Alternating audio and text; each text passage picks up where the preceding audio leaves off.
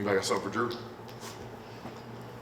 Yeah, Andrew, obviously you guys are going back on the road, face another top 25 team. Last time we did that was Gonzaga. I'm curious what you found out about this team during this homestand, and how is that going to help you heading into the Seton Hall game? Ultimately, it's about us and our preparation going into high BCS games like this. We just got to make sure what we do at home travels. We had that first pop of that early on in the season, and we just need to execute the game plan defensively and offensively, and just don't worry about our opponent and just be us. You saw that last year with Providence. I mean, that was a huge day for them. Do you have to tell the guys? I mean, the guys know, but do you and Courtney and all the young remind people that hey, people want to beat the name on the chest pretty bad? Yeah, we had a team meeting last night in one of our rooms just to come together collectively about what we need to do moving forward, how we need to approach this game, how we need to approach these next couple of days of practice, and that, if we really want to be the team that we say we are and contend for championships, we have to, lock in and put on a better performance against our major teams. Andrew, can you share some of your personal goals for your basketball career here in this season, and also not only personally but for the team? Individually, I've pretty much done anything a player could ask for at a university. The biggest goal this year is actually win. I've only played in the tournament one time, and I didn't have the best feeling of my playing there, and I want to be able to do big things with this team and, go as far as we can. Where do you guys feel like you're at as a team right now? We mean where? What's your assessment of the team so far, just your performance, your play so far? We're still forming that identity. Defensively, that's what we want to hang our hats on. Most championships are won with a strong defense. Everybody knows we can score. Everybody knows we have skill, but we know if we can really have an identity of being able to lock opponents down and hold them under their averages, hold their best guys under their averages. That's really going to show our true identity. Andrew, it feels like it could be any given night. It might be Trey leading you guys in scoring, or Marcus, or Christian, or you, or Courtney. It seems like it can be sort of a revolving door of who's sort of feeling it at a certain point. Are you guys learning that about each other, and who's going to feast in certain matchups, who's feeling it on a certain night when to get them the ball, and how has that process been sort of unfolding for you with so many new guys? With all the new guys, we can exploit matchups in each game, and whatever their game plan offensively it is, that's kind of how we're going to attack the situation. Our biggest thing is most guys are competing defensively. Who gets the most rebounds, most mids, most steals. So that's the biggest thing we're actually competing on. We're not necessarily worried about offense. Andrew, how is that kind of internal competition, that guard group? I mean, Courtney and Jason have known it for a long time, and adding Marcus and Devin to that mix, how is that internal competition between you guys? I mean, it's when you have a group of good guys, and if you're a competitor, the competition doesn't bother you. If you want to continue to get better and improve your game, you want to be able to play against more high-profile players and practice every day. If you want to just dominate, lesser opponents and not get better, then that's your choice. But, I think the guards on this team are super competitive, and we look at it as a matchup. We look at it as more of like, we're not competing against each other to see who gets more minutes and more shots. It's more of, can we get better for the team, For you personally, what do you like about Marcus and Devin? Now that you got to play a few games with those guys, and how have those two specifically made you better? Their intensity on defense, Dev is really aggressive defensively. He's a little pest. He can, he gets after defenders when he's out there. He always does in the right rotation. Marcus is a cerebral guard. He plays the game the right way, takes care of the ball. He plays his game. So for me, as long as we're able to share the ball, they find me in my right spots, I'm comfortable with it. Who go off topic for a second? I mean, this finishing up the fall semester here and another semester down. Where are you at in school? I'm graduated already. I'm finishing up an extra semester what I'm doing now. I plan on doing an internship second semester if it gets approved, where I can actually get some working experience to help build my foundation and move forward as far as like being an entrepreneur and kind of get my business and brand going off the court. So that's kind of the next approach this next semester. What's your degree in? Degree is in physical culture and sports. And did you want to try to get a master's or no? Right, if I would got to get a master's, it would probably a little bit more rigorous to get into a master's program. If you have University of Texas, and plus the master's programs are longer. There's no really 1 year master's programs. They're like 2 to 3 years. So I just had to play it by ear and make the best decision for me. And just, I was just curious, because I think you stayed up on school all the time you were in Houston, right? Yeah. So you never really fell behind. No, I had to withdraw my sophomore year when I got sick that second semester, just because, you know, I was in the hospital, so I really technically couldn't be in any classes, but I picked up that summer. So I was only like a semester behind technically, but I was able to make everything back up. And real quick, have you walked yet or no? Yeah, I walked last semester. Oh, you do? Okay. Yeah, I walked In the May. spring you did? Mhm. Okay. Just making sure. One last one for Andrew. Andrew, what does it look like after you leave your team with, you know, your personal branding? I guess that's what your degree's in. What does that look like for your entrepreneurship? What kind of business are you hoping to be involved in or you founding? So right now I'm working on my nonprofit organization to help outreach children in urban Texas or disadvantaged communities. And once I'm able to settle in at home, I plan on branching out to Austin as well to help, you know, some of the families. I got connections in East Austin as well, so I just want to be able to help as much as possible. You know, I got a great team helping me right now, kind of push my brand, get everything organized to where when I relaunch again, I can be able to help, you know, the most amount of people. And I also plan on collabing with Jimmy V. You know, as y'all know, Jimmy V Foundation, and the week is going on right now. And I plan on helping, you know, cancer research and help raising money to, you know, give back to them as well. So I have a lot of ventures I plan on doing outside of basketball while I continue trying to chase my career. Real quick, Andrew, is it fair to say that? Is it fair to say? I mean, granted, I don't want to project out the next 40 years, but that you will have an impact in something like that for a long time to come. Yes. Working with Jimmy V. Most that definitely. type Yeah. of I plan stuff. on having, you know, a great partnership and relationship with them just because how well they've been to me. I want to give a great shout out to Dick Vitale. You know, he's continuing to fight his battle right now. He's doing great, and I just wish him nothing but the best of luck because, you know, what they did for me and how they helped and supported me, they didn't have to do it, and I'm really appreciative of that. Thanks, Tom. Thanks, Appreciate it. Andrew. Thanks, I appreciate it. Question for Coach?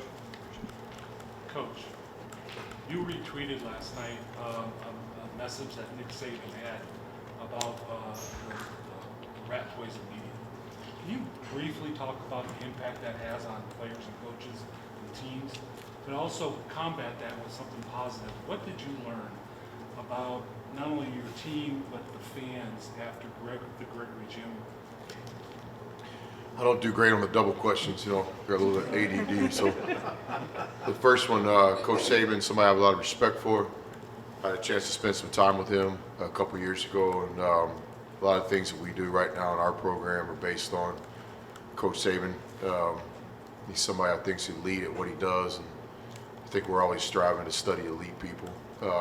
I agree with Coach Saban on a lot of things, and one of them is just the whole idea of today's player and everything they get put in front of them on a daily basis, whether it be the media or social media or really their own circles of people. And you know, it's just really important not to get too high or too low.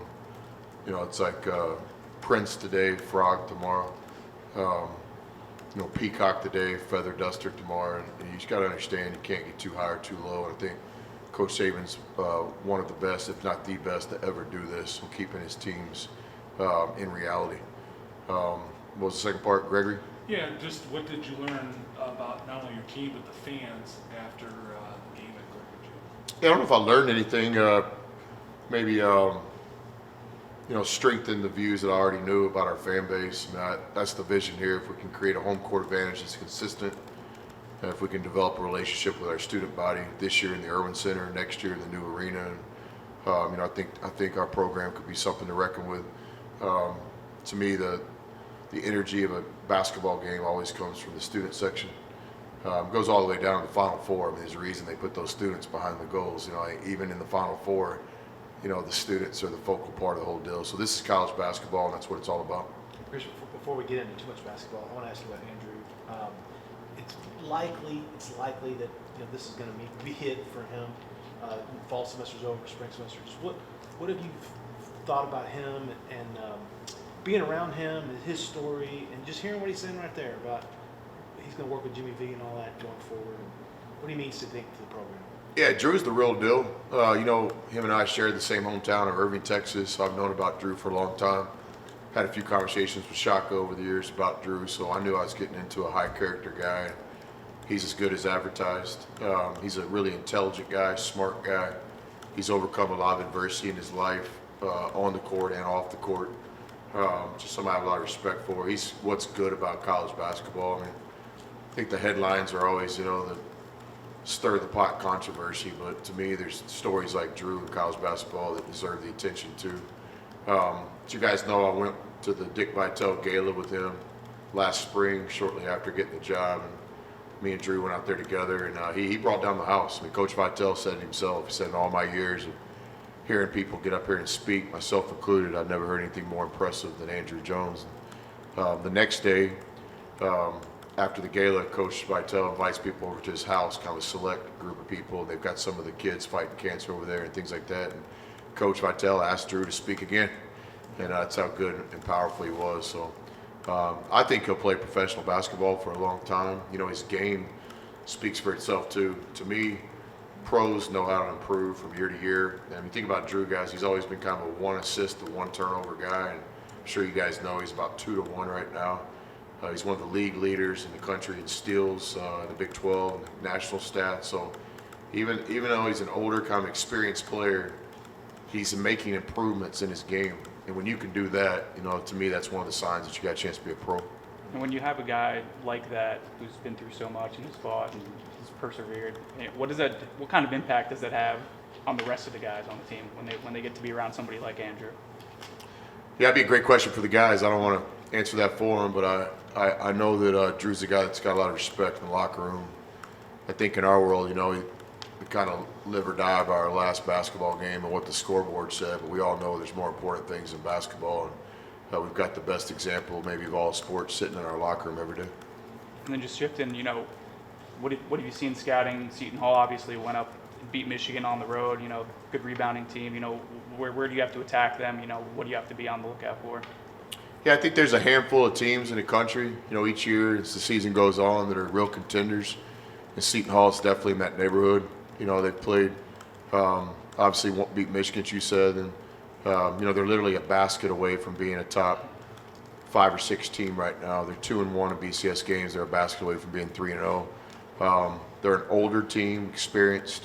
They're a big team, tall team, large team, whatever you want to call it. Their identity is kind of their size. So that could be a challenge for different teams. We'll have the ability to match up with them, no doubt, or play some different ways. So it's a good team. I would argue it's one of the best teams in college basketball. It's early, so we'll see how the separation happens here in the next month. But you just look at Seton Hall, and you know they're going to be a team that has a chance to win a championship. Coach, you have a little bit more time between games this time. What does that extra day or two of preparation give you guys heading into probably what's your second biggest test this season? Well, one thing, it gives you a little time to rest and get cleaned up a little bit, both physically and mentally. Guys are in final exam preparation and finals right now. It's a tough time. So the extra day or two between games gives us a chance to kind of hit reset academically. We've got some guys that are banged up a little bit, as does everybody. Certainly not an excuse, just the reality of major college basketball. So anytime you get a chance to get your veterans an extra session or two in the training room, that helps. Then in terms of the game prep, you know, no advantage or disadvantage either way. We were off yesterday. Seton Hall played yesterday, so, you know, both teams will have the same amount of time to prepare. Speaking of, you guys are a little banged up. Is there any injury news, and then is there anything to report on this year? No, nothing else on that. Just the wear and tear of playing. So, you know, these guys play so hard, and you know, at this, you know, you get a day off at this level. It's a big thing, you know. 2 of the last ones, please. yeah, just on Dylan, you know, how is he been progressing, and is there a possible target date for you to want to get him out on the court for a little bit? Yeah, I think I said last time, probably sooner than later, and it'd be my hope to get him into some games here soon, but really still don't have a time frame for you guys on that. But We'll no let you know as setbacks or soon as I do. anything? No setbacks or anything? No, not at all. Not only no setbacks, but I would say just more encouraging news, positive news. He's responded well to, you know, back-to-back practices and things like this, so I think he's getting real close. Coach, just looking at you know, the Seton Hall guys, they're a little like you, where you know all their scoring isn't necessarily coming from one guy. You know, they have almost 6 guys in double figures in terms of points per game. So, what sort of, you know, matchup-wise, what sort of challenge does that prevent, you know, having to worry about a game plan for 6 guys? Yeah, I don't want to speak for their coach, but I think both teams are similar in some ways. I think we're both kind of works in progress. I think you can check back on the Seton Hall team in a couple months. They might have it set up a little bit different. You can tell they're kind of searching for some answers, but they've got all sorts of options, if that makes sense. Again, I've already mentioned they can play really big. You know, they can put one of, if not the biggest team in college basketball on the floor, all the way down to a 6'6", 6'7" point guard. Yeah, in preparation, they definitely have different weapons offensively, so that makes it a challenge. Kind of hard to tell who their leading scorer might end up being. I think that's a positive trait. Again, I don't want to speak for them. We played these guys a couple years ago in the Garden and got a lot of respect for their coach and what he's done at Seton Hall. He's basically built a championship program that's had consistency, which is really hard to do in a conference like we're in or a conference like they're in. So it's a great opportunity for us. We look forward to going to the East Coast. You know, I think as we build the program, I always thought it's important to play, you know, on both sides as you build the brand and the program and hopefully what'll be an NCAA tournament resume. So this year we'll make it out west, which will be a Vegas trip, and certainly making it out east to New York, New Jersey area. Also, I think it's part of the college basketball experience. These guys work so hard and make so many sacrifices to take a trip like this where we can enjoy the trip too. You know, and I don't apologize for anybody. We understand it's a business trip. Nobody understands that more than I do. But we're going to go out there a day early and try to let the guys, experience New York City too. We've got some Broadway tickets, and then we'll lock in, the day before the game and see if we can't play well against a great opponent. What do y'all like to say? I think we're going to see the Michael Jackson, Jackson 5 or Michael Jackson show. So we're looking forward to that. Jeff, last one? Chris, real quick, you talked the other night about, trying to hammer home your guys, valuing every possession. In your time doing this, do you feel like teams grasp that and kind of become that team, or is that something that, as this thing grinds on, you just got to constantly reinforce? Championship teams do, yes. I think that's a common ingredient. Teams that compete at the highest level value each possession, each opportunity, yes. How do you get that done? I don't know if there was an answer on that. I'd sell it, get out of coaching, make a lot of money, buy a place in New Braunfels, Lakey, Concan, South Padre. I'd probably buy the Wana if I had that bottled up into a answer. So, but yeah, as soon as you can get a talented team to kind of understand that you're really not playing against the opponent, you're playing against yourselves. It's kind of what sports is if you really think about it. And we're in the early stages of that. But we've seen some positives. We got a lot of internal optimism that we can have a good season. We're off to a good start. Thursday is a great opportunity against a quality opponent, a team that I would argue is one of the best 12 to 15 teams in college basketball in this early season. They've got the pieces, they've got the coaching, they got the home court too. Be a great atmosphere. We've already had a chance to play in Gonzaga, and this will be the same type thing. And I'm sure they'll be rocked and ready to roll on Thursday night. And we look forward to playing in that environment. That's why you come to Texas, to playing games like we have Thursday. Thanks all. Thanks. Appreciate your time, guys.